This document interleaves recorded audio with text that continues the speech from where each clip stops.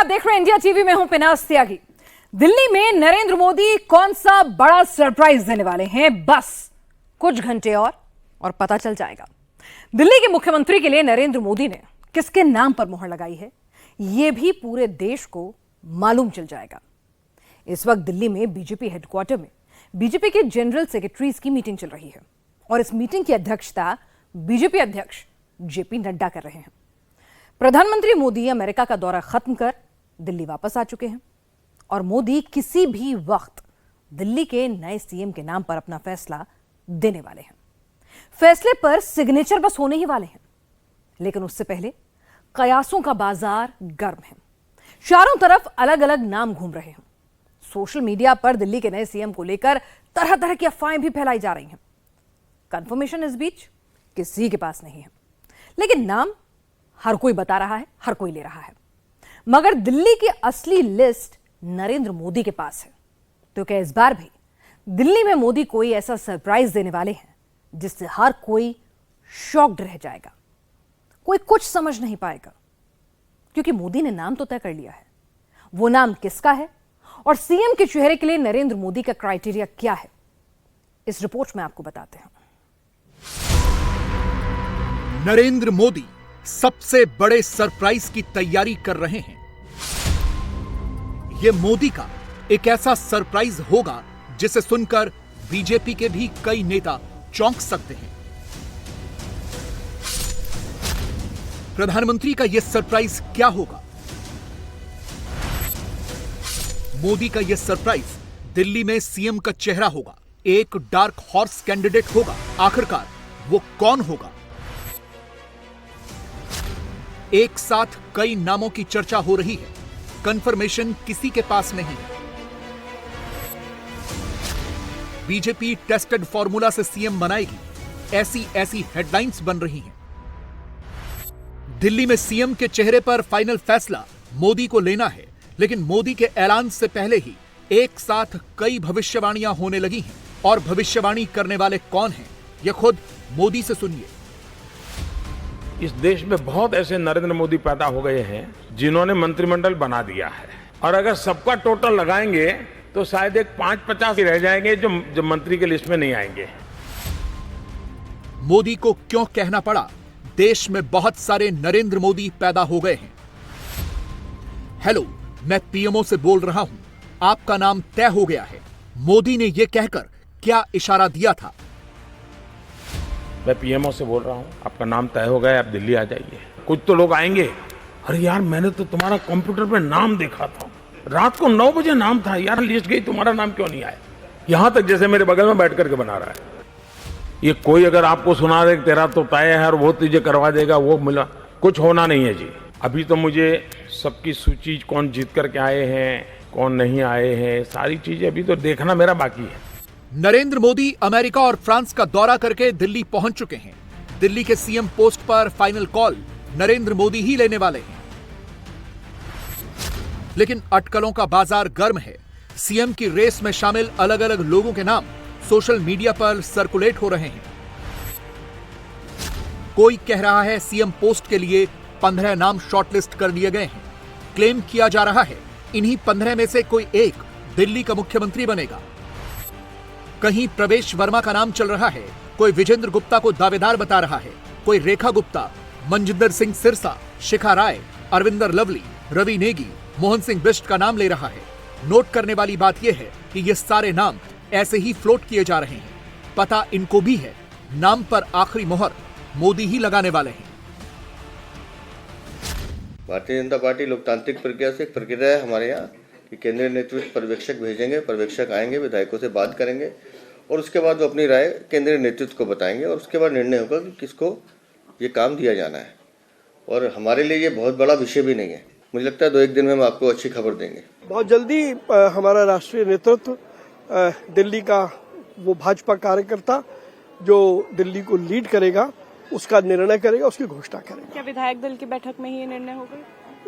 अभी राष्ट्रीय नेतृत्व माननीय प्रधानमंत्री जी आए हैं, सब लोगों से चर्चा करेंगे, उसके बाद निर्णय लेंगे। मोदी जी ने ये कहा था कि दिल्ली मुझे काम करना में मौका दीजिए एक बार, तो मोदी जी जिनको भी अगर बनाएंगे वो काबिल होगा और वो कोई भी हो, हमें सबको मान्य है, क्योंकि मोदी जी का फैसला गलत नहीं होगा और मोदी जी की गारंटी भी पूरी करने वाला ही हमारा सीएम बनेगा। जो भारतीय जनता पार्टी का मुख्यमंत्री होगा वो पार्टी को जो तय करेगी, देश के जैसे प्रधानमंत्री बहुत बारीकी से अध्ययन और वो कर रहे हैं, तो मुझे लगता है कि आने वाले समय जैसे भी तय होगा तो आपको मुख्यमंत्री का भी पता लगेगा। नहीं, मेरा नाम नहीं है, मैं तो एक विधायक बन गया और मोदी जी की कृपा रही हम लोगों पे, हम मोदी जी की कृपा से विधायक बने। क्योंकि कृपा इसलिए कहूंगा क्योंकि जो चुनाव जो लड़ा गया दिल्ली में, वो सिंगल नाम अगर किसी को श्रेय दिया जाएगा तो माननीय प्रधानमंत्री जी का, उनके नेतृत्व में लड़े और उनकी बात जनता ने सुनी। उन्होंने कहा जनता को कि आपदा भगाइए, भाजपा लाइए, तो उन पर विश्वास करा। कहीं ना कहीं ये जीत में पूरा श्रेय मोदी जी का है। और मुझे लगता है कि विधायक दल की बैठक होगी, 48 विधायकों में से कोई ना कोई एक व्यक्ति हमारा सीएम बनेगा, वो बनेगा भाजपा का, इसकी चिंता मत करिए आप। मुख्यमंत्री कमल का फूल होगा, भारतीय जनता पार्टी का कार्यकर्ता होगा। मैं सीधा साधा आदमी, सीधी सीधी बात कहने वाला, इतनी बड़ी जिम्मेवारी मुझे, हाँ मेरी पार्टी जो मुझे आदेश करेगी, जो मुझे कहेगी, निश्चित रूप से उसका निर्वहन करूंगा। ये सब क्या आश्रय हैं, ये सब काल्पनिक हैं, ना कोई दौड़ हो रही है, ना कोई दौड़ चल रही है और कोई सवाल भी नहीं पूछ रहा है, सिर्फ मीडिया ही पूछ रहा है। और मीडिया ने पूछना भी है, स्वाभाविक है, जो जीत कर आते हैं, सरकार बनती है, सरकार से पहले ऐसी बातें सटकलें चलती हैं। लेकिन मैं बताना चाहता हूँ ये पार्टी एक संगठन की पार्टी है, हमारे पर्यवेक्षक तय हो जाएंगे और जल्दी आपको 19 तारीख 20 तारीख तक हमारी सरकार का गठन होगा। दिल्ली बीजेपी के प्रदेश अध्यक्ष से लेकर बीजेपी के तमाम विधायक भी यही कह रहे हैं कि सीएम कौन होगा इसका फाइनल फैसला तो मोदी ही लेंगे, बीजेपी की टॉप लीडरशिप ही लेगी। और इसकी कवायद शुरू हो चुकी है। प्रधानमंत्री दिल्ली में हैं और बीजेपी अध्यक्ष जेपी नड्डा ने पार्टी हेडक्वार्टर में बीजेपी के जनरल सेक्रेटरीज के साथ बैठकों की शुरुआत भी कर दी है। अब सवाल है कि किसी भी राज्य में मुख्यमंत्री चुनने के लिए नरेंद्र मोदी का क्राइटेरिया क्या होता है। नरेंद्र मोदी हमेशा सीएम के नाम का ऐलान करके कैसे सबको चौंका देते हैं और क्या मोदी इस बार भी चौंकाने वाले हैं? इसे 3 अलग अलग तस्वीरों से समझिए।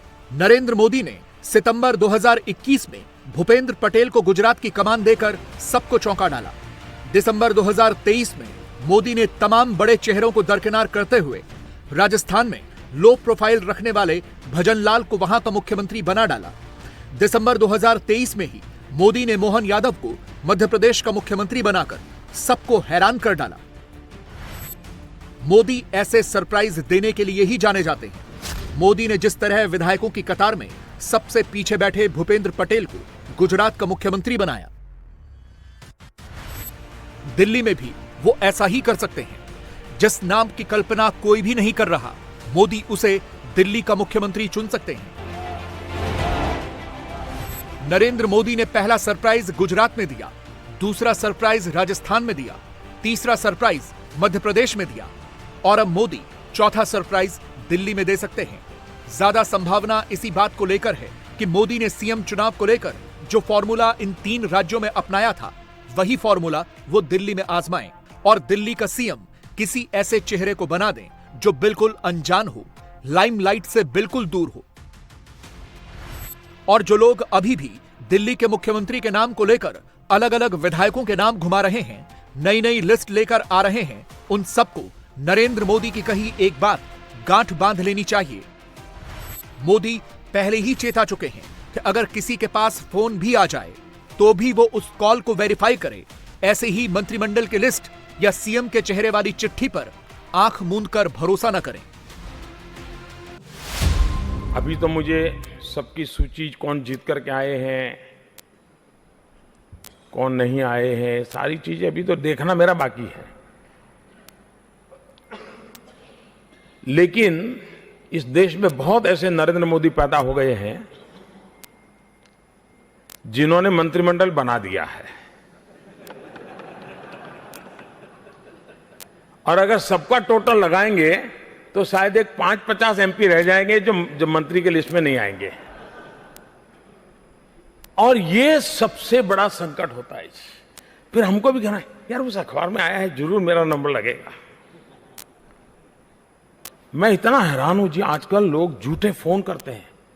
मैं पीएमओ से बोल रहा हूं, आपका नाम तय हो गया, आप दिल्ली आ जाइए। अच्छा, वो नया होता है, वो आवाज भी पहचानता नहीं, वो भी मान लेता है जी। मैं कृपा करके कहता हूं, ये जो मीडिया वाले नाम चला रहे हैं वो सरासर भेद पैदा करने के लिए कर रहे हैं, भ्रमित करने के लिए कर रहे हैं, अफवाहें फैलाने के लिए कर रहे हैं, अपने बद इरादों की पूर्ति के लिए कर रहे हैं। आप इस भ्रम में कभी मत आइए। कुछ तो लोग आएंगे, अरे यार मैंने तो तुम्हारा कंप्यूटर पे नाम देखा था, रात को 9 बजे नाम था यार, राष्ट्रपति की यहां लिस्ट गई, तुम्हारा नाम क्यों नहीं आया? यहां तक जैसे मेरे बगल में बैठ करके बना रहा है। मैं लंबे समय तक मुख्यमंत्री रह के आया हूं, 5 साल यहां रह के आया जा रहा हूं। देखिए जी, ऐसा कुछ नहीं होता है जी। ये कोई अगर आपको सुना दे तेरा तो तय है और वो तुझे करवा देगा, वो मिला, कुछ होना नहीं है जी। जो कुछ भी होगा, जो नॉर्म्स तय होते हैं, नॉर्म्स के आधार पर होता है। न कोई अपना है न कोई पराया है, जो जीत कर आए सारे मेरे हैं, मेरे लिए कोई फर्क नहीं पड़ता है। दायित्व तो बहुत कम लोगों को दे सकते हैं, चक्कर में मत पड़ना भाई। अखबार में टीवी में आ जाए तो उसको फोन कर, भाई बंद कर दो, तुम मेरी इज्जत खराब कर रहे हो। वरना ये बड़ा, मुझे तो याद है मैं गुजरात में सीएम था, हमारे छत्तीसगढ़ के कार्यकर्ता आ गए अहमदाबाद। मैं पहले छत्तीसगढ़ का प्रभारी था, पार्टी का काम करता, तो परिचय बहुत था। तो कैसे आना हुआ? तो बोले कल आपका फोन आया था। मैंने कहा मैंने तो कोई फोन नहीं किया तुझे। तो बोले आपका फोन आया था इसलिए मैं आया। तो बोले वहां तो सरकार बन रही है और मुझे बताया गया कि मोदी जी बुला रहे हैं और मोदी जी कहेंगे वही सरकार बनने वाली है। अब कहाँ मैं गुजरात में मुख्यमंत्री और कहाँ रमन सिंह, कोई लेना देना नहीं था, लेकिन उसको बेचारे को इतना खर्चा करके दौड़ाया। अच्छा, वो भी भरोसे के संगठन पे भरोसा करने वाले लोग थे, तो उनको लगा कि साहब मेरे लिए कोई सूचना होगी, तो आ गए। कोई मोह के कारण नहीं आए थे, डिसिप्लिन के कारण आ गए थे। मेरा कहने का तात्पर्य है कि ऐसे बहुत लोग होंगे जो आपको गुमराह करेंगे। आपने इससे बच के रहना है। सरकार और कोई बनाने वाला नहीं है, जिसकी जिम्मेवारी है वही बनाने वाले हैं। अखबार के पन्नों से न मंत्री बनते हैं न मंत्री पद चले जाते हैं। दोस्तों, ये भारतीय जनता पार्टी और एनडीए का कैरेक्टर नहीं है, और इसलिए कृपा करके शपथ समारोह तक मेहरबानी करके इन चीजों में कोई भरोसा मत करना। और आपको फोन आ भी जाए ऑफिशियल जब आए, तब भी वेरीफाई कीजिए।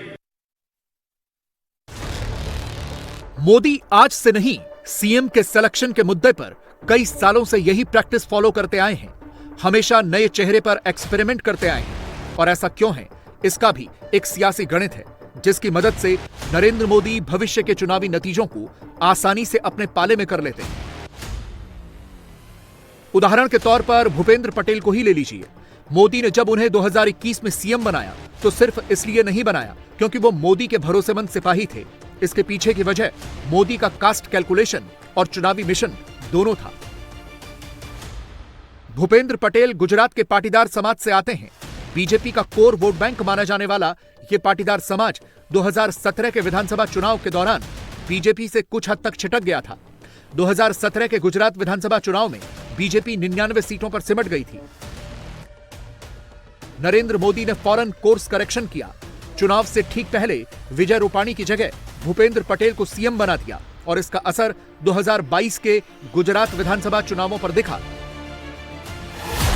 2017 में 99 सीटें जीतने वाली बीजेपी 2022 के गुजरात विधानसभा चुनाव में 156 सीटों के साथ हिस्टोरिक मैंडेट लेकर आई और 2024 के लोकसभा चुनाव में भी गुजरात की 26 में से 25 सीटें नरेंद्र मोदी को ही मिली।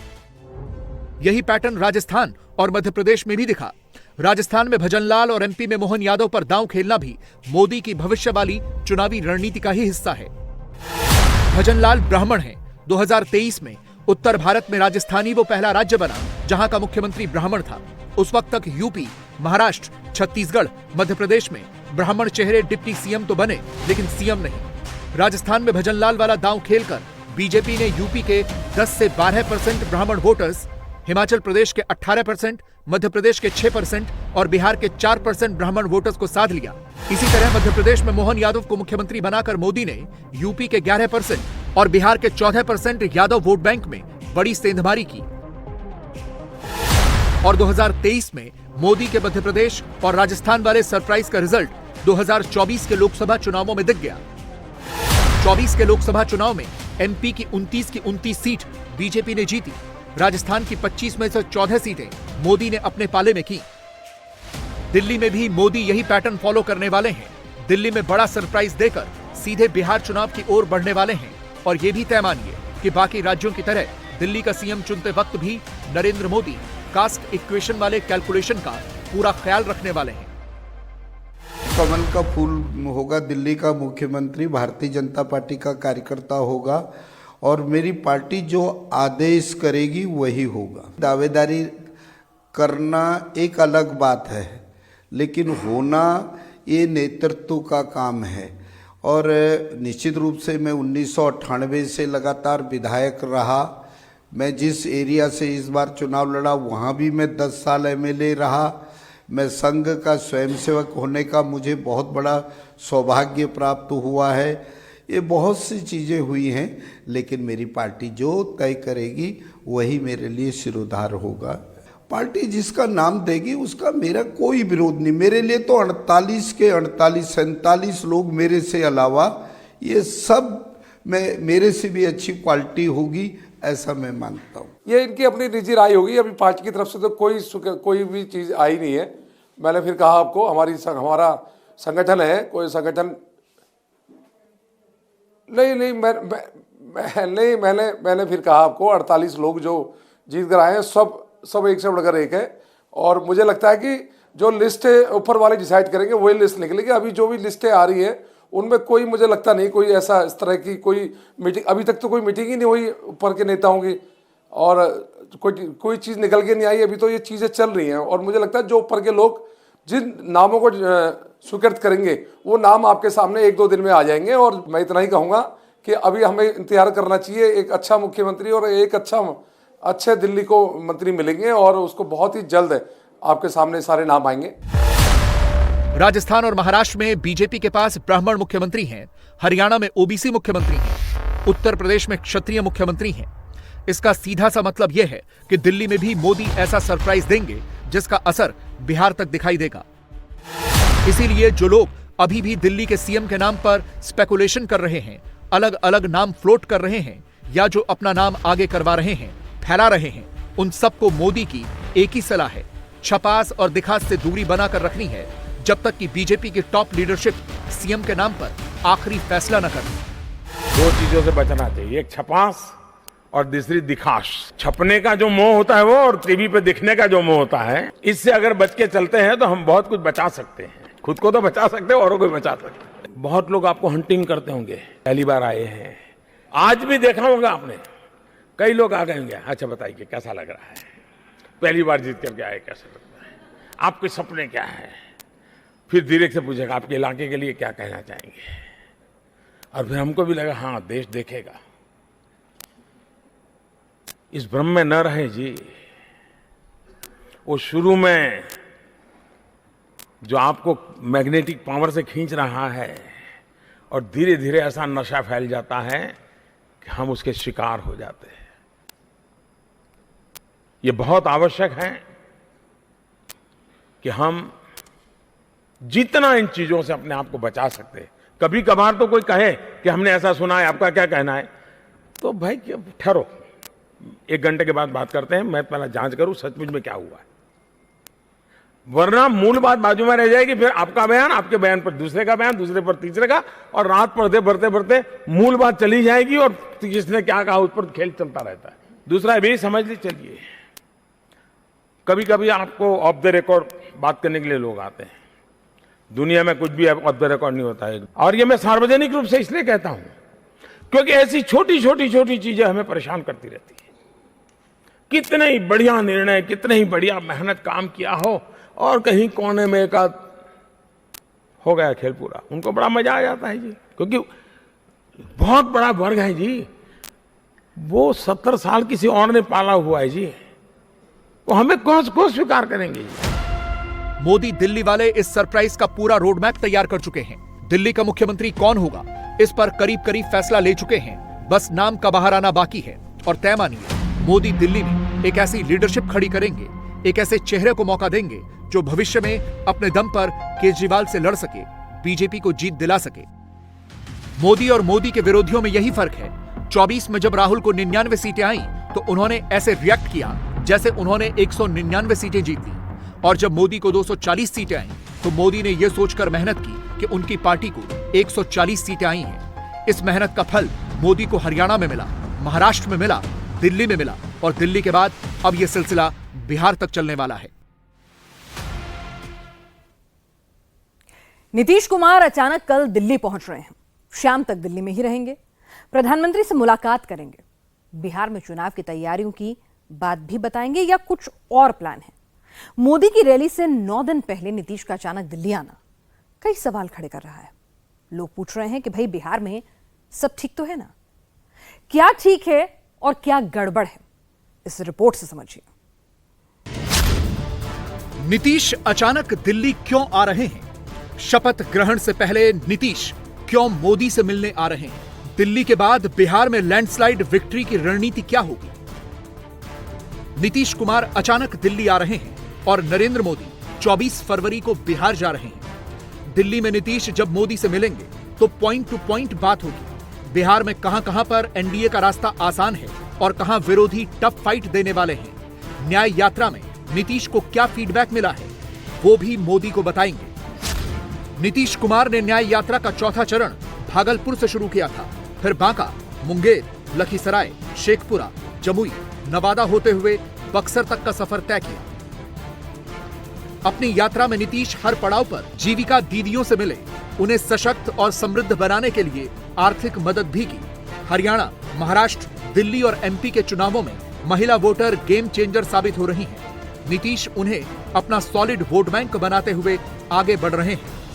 चाहे हिंदू हो, मुस्लिम हो, अपर कास्ट हो, पिछड़ा हो, अति पिछड़ा हो, दलित हो, महादलित हो, सभी के लिए हम लोगों ने काम किया और हमने वंचित वर्गों के लोगों के लिए काम किया तथा उन्हें मुख्य धारा में जोड़ने के लिए विशेष योजनाएं लगाई। अनुसूचित जाति और जनजाति के लिए हर प्रकार से और उनको आगे बढ़ाने के लिए हम लोग निश्चित रूप से करते रहेंगे। भागलपुर से ही नरेंद्र मोदी 24 तारीख को बिहार का चुनावी शंखनाद करेंगे। यहीं प्रधानमंत्री पीएम किसान योजना की 19वीं किस्त जारी करेंगे। बिहार के 82 लाख किसानों के खाते में रकम डायरेक्ट ट्रांसफर करेंगे। 15,000 करोड़ की विकास परियोजनाओं का उद्घाटन और शिलान्यास भी करेंगे। भागलपुर से मोदी सीमांचल के 7 जिलों किशनगंज, कटिहार, अररिया, पूर्णिया, जमुई और बांका का चुनाव साधेंगे। ये वही इलाका है जहां मुस्लिम बाहुल्य सीटें भी हैं और एनडीए महागठबंधन में कड़ी टक्कर हो सकती है। मोदी हमेशा टफ और मुश्किल सीटों से ही चुनावी कैंपेन शुरू करते हैं, जबकि विरोधी हमेशा आसान सीटों से।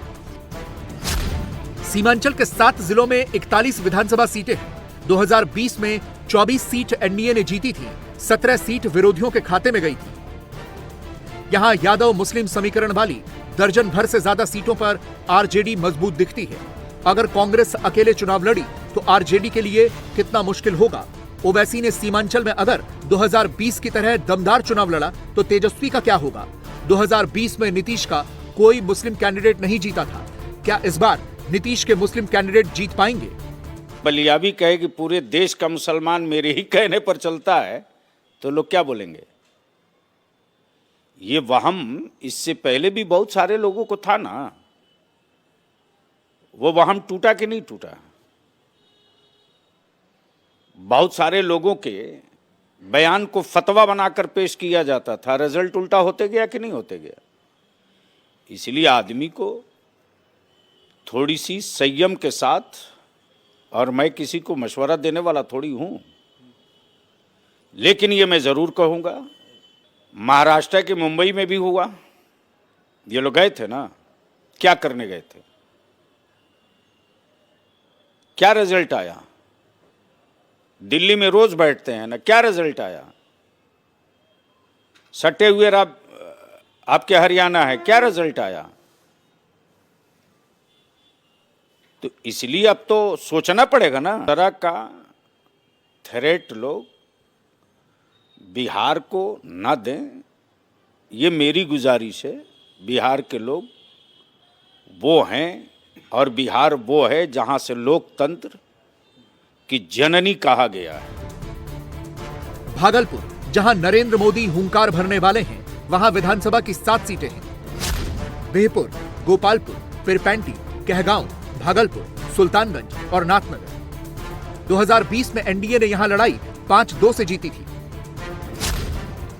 बिहपुर, परपैंती और कहगांव सीट बीजेपी के खाते में गई थी।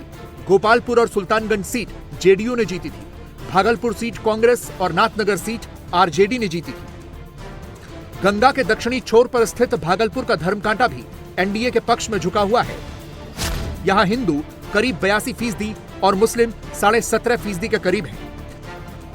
भागलपुर से कटिहार आते आते एनडीए और महागठबंधन की लड़ाई और तगड़ी हो जाती है। कटिहार में हिंदू करीब 55% और मुस्लिम 44.5% के करीब हैं। कटिहार में बिहार विधानसभा की 7 सीटें हैं। 2020 में यहां एनडीए और महागठबंधन के बीच मुकाबला 4-3 का रहा था। बीजेपी ने कटिहार, प्राणपुर, कोरहा सीट जीती थी। जेडीयू सिर्फ बरारी सीट जीत पाई थी। कांग्रेस ने मुस्लिम बाहुल्य, कड़वा और मनिहारी सीटें जीती थी। बलरामपुर सीट लेफ्ट दलों के खाते में गई थी।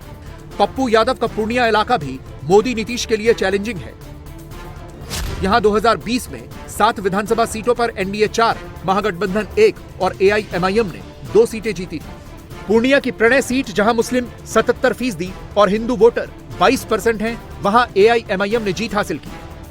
बैसी सीट, जहां मुस्लिम 78% और हिंदू 22% हैं, वहां भी एआईएमआईएम को जीत मिली। कस्बा सीट, जहां मुस्लिम 58% और हिंदू 41% हैं, वहां कांग्रेस जीती। बनमखी, जहां हिंदू 86% और मुस्लिम 13.5% हैं, वहां बीजेपी जीती।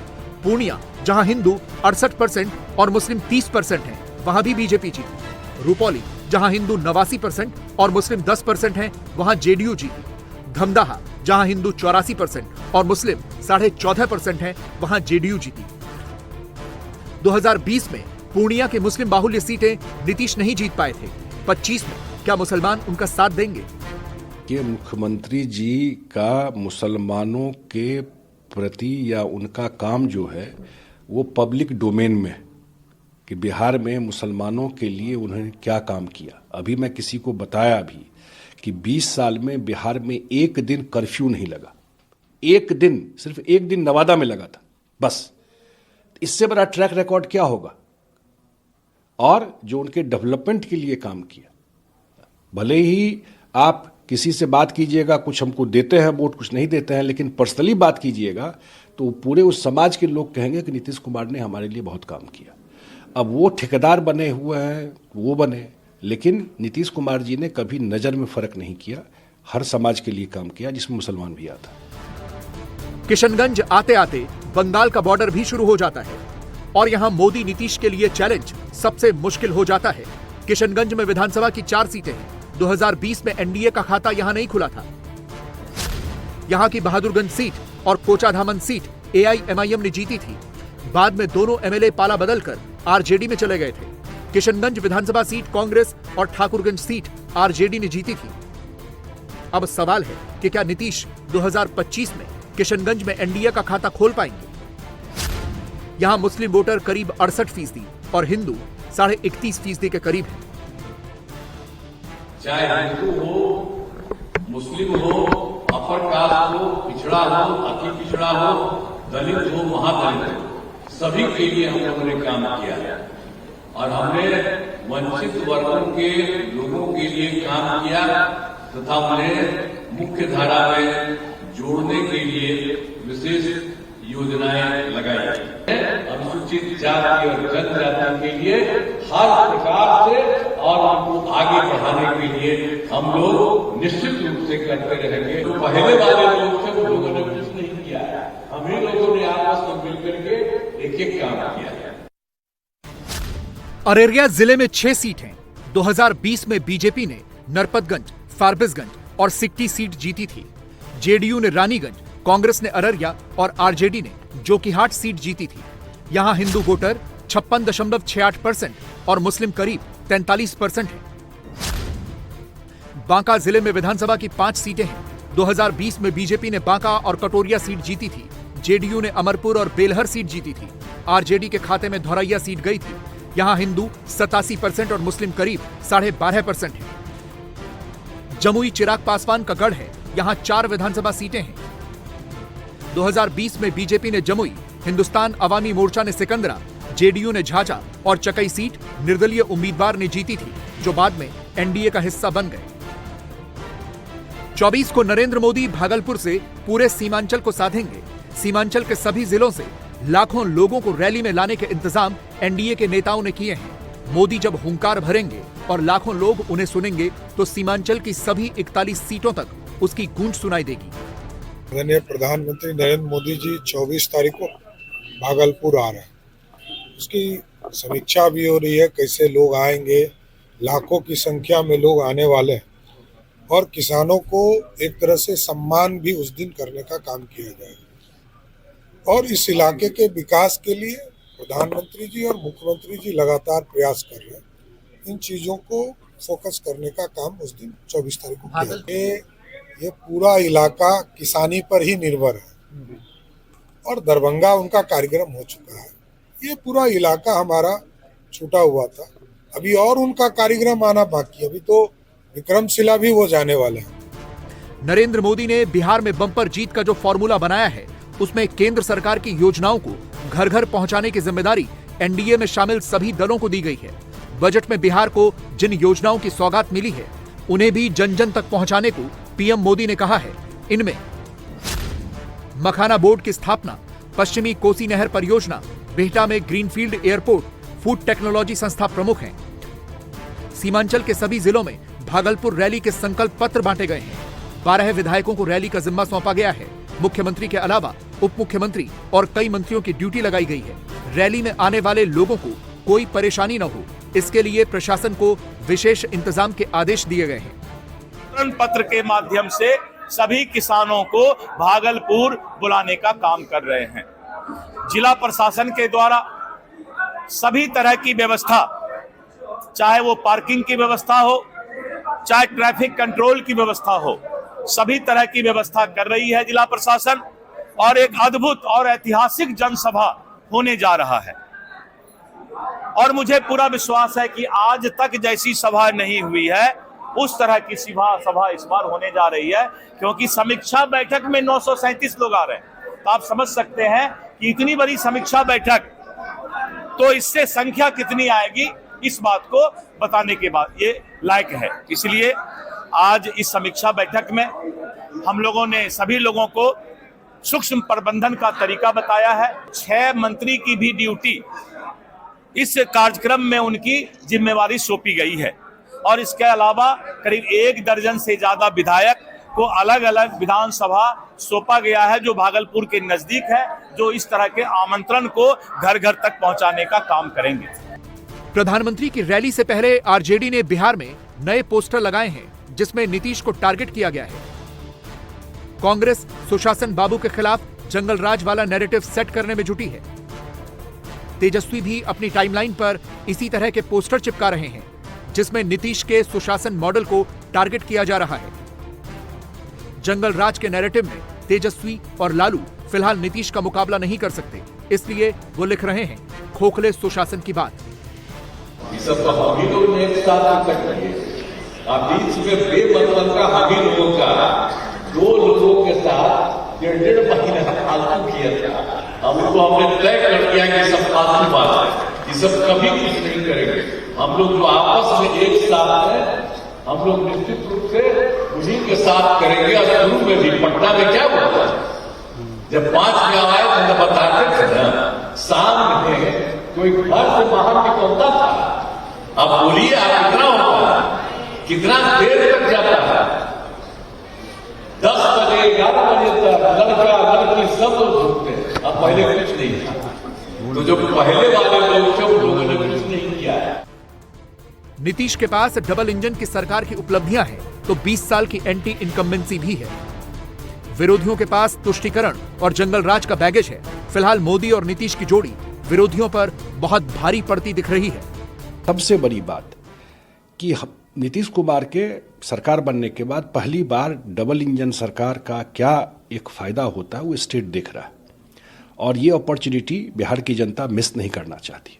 इसलिए कि नीतीश कुमार जी ने बिहार का एक बेस तो बना दिया, लेकिन अगला जो बिहार का डेवलपमेंट का जंप है वो है इन्वेस्टमेंट। वो है इंडस्ट्री, वो है जॉब अपॉर्चुनिटीज। ये जो चीज है, अब मुख्यमंत्री जी का सारा फोकस उन सब चीजों पे है और अगले 4 साल में वो चाहता है केंद्र से भी सहयोग लेकर के कि बिहार में इन सब चीजों को व्यवस्थित कर देना, तो उस पर सारा फोकस है।